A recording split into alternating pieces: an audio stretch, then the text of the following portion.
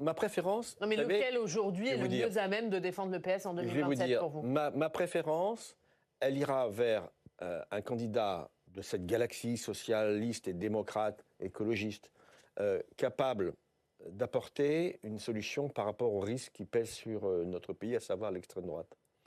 Je ne veux pas de l'extrême droite majoritaire au présidentiel dans ce pays, que ce soit M. Bardella ou Mme Le Pen. Mais qui est le mieux à même de faire barrage chez vous? Donc, pour y arriver, il faut d'abord affirmer cette sensibilité politique et l'affirmer de telle manière qu'elle soit devant M. Mélenchon au premier tour.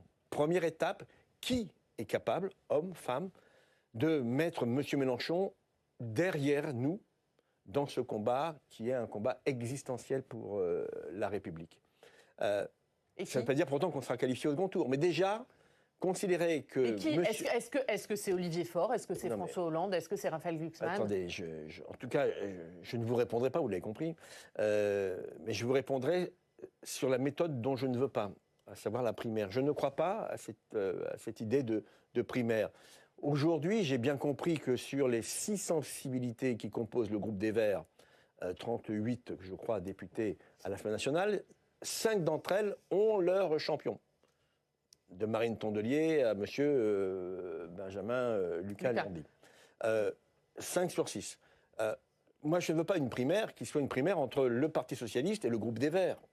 Ça n'a aucun sens. Ça n'a aucun sens. Il y avait comme arbitre suprême les électeurs de M. Mélenchon qui viendraient voter pour choisir celui dont M. Mélenchon voudrait avoir face à lui au premier tour. Donc, je ne veux pas de cette méthode.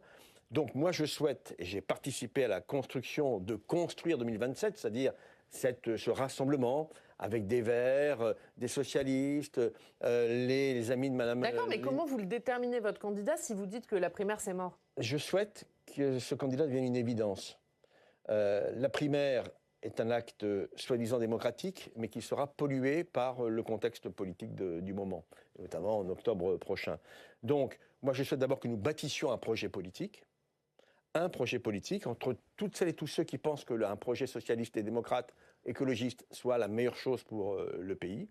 Et à partir de là, au travers des sondages, au travers peut-être d'un conclave, au travers de la construction d'une évidence,